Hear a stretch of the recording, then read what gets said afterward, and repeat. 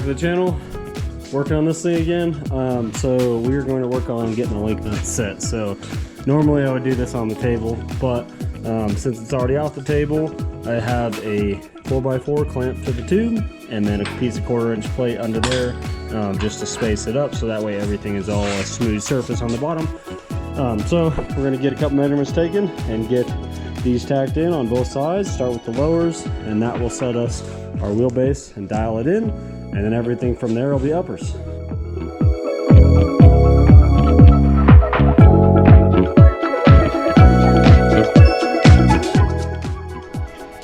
Alright, so I got all the lower links tacked in. This whole setup is going to change, so I'll drop the link mounts down a little bit on the axle, make them level with the axle tube, which is actually going to push it back. But either way, I'm just kind of mocking it all up. These ones I'm going to also, since it's pretty jammed out on the joint, there's not much travel left, I'm going to cut those off and redo them. But right now the wheelbase is about 112 anyways, and I want to be closer to 110. So mocked up just kind of gives me the link length I need to cut new links, and then that way, once I do that, I can start doing uppers.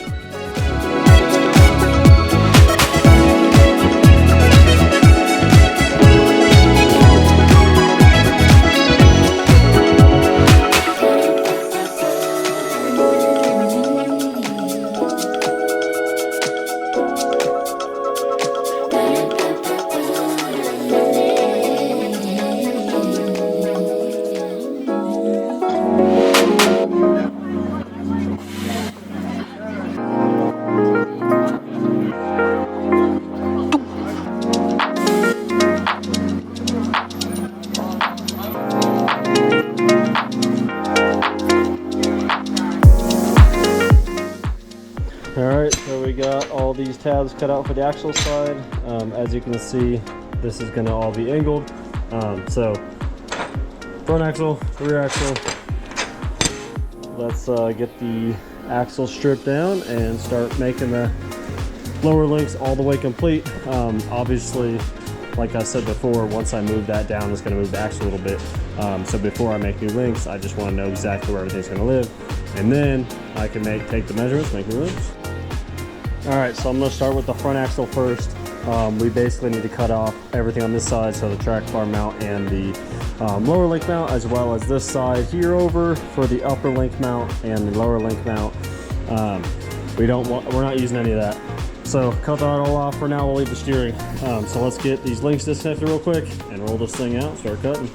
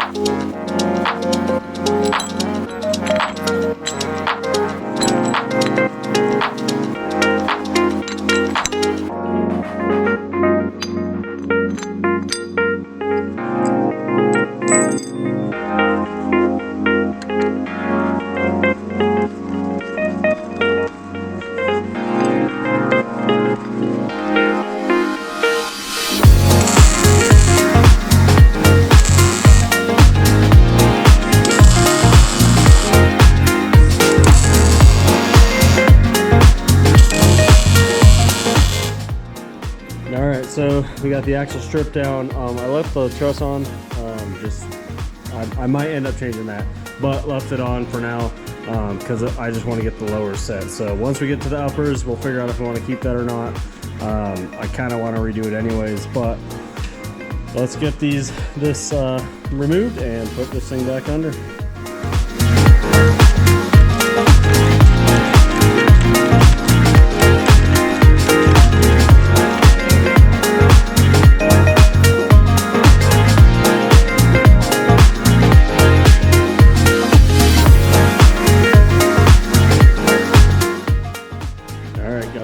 axle back under there. Tape measures out. Wheelbase is currently at 113, so moving those mounts to, instead of above the axle, to behind. Move the axle another inch forward. So we got 3 inches to play with. The front can come back quite a bit with where the motor's at. So most likely we're going to take 2 inches out of the front and probably 1 inch out of the rear. That way the front and rear are the same length on the length, but we also have more space here than we have on the front. So that's gonna change it a little bit as well. Obviously different joints too, but either way we'll swap those out and then see where we're at. All right, so we have the upper link mounts made on the chassis side. So they tie into that down tube and the rear main tube into the B-pillar area, and those line up nicely with these upper links. But we still need to modify the rear links here to get them to turn in. I've got the brackets tabs there, and shorten these links. So we're not going to make the upper links quite yet, but once it's set in wheelbase, we're ready to. So now we're going to match this tube here, which nodes here, and we're going to match it on the front. So it'll be a little bit below the node there, but that's okay. That way we can get the same tabs all the way around, and that will give us the same link lengths front and rear, which will just be handy for certain things like drive shafts. So the drive shafts will be right here with the links, the lowers, which helps reduce drive shaft plunge. Also the front's gonna be the same way. So there will be a carrier bearing that comes up to here into that same position, and that will make front and rear drive shafts the same length, which requires only one spare, which is nice. So let's get this tube figured out, get those all tacked in, and then we'll cut out a couple more of these brackets and get the chassis side front links all tacked in, and then we can start setting the wheelbase final and getting this thing almost to a roller.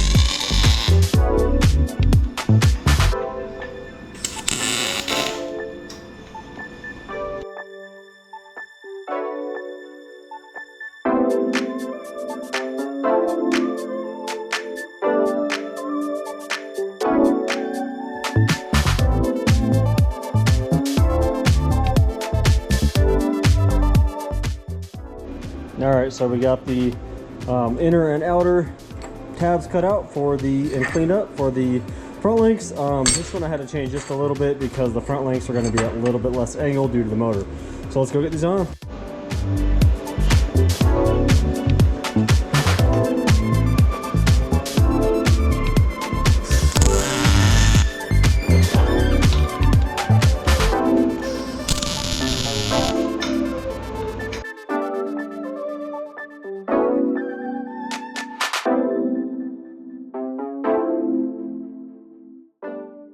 All right, so we got the chassis side link on the uppers all done. So that means all the chassis side links are all tacked in. So we still have to set the wheelbase before we make the upper links. And obviously I got to make upper links for the front axle.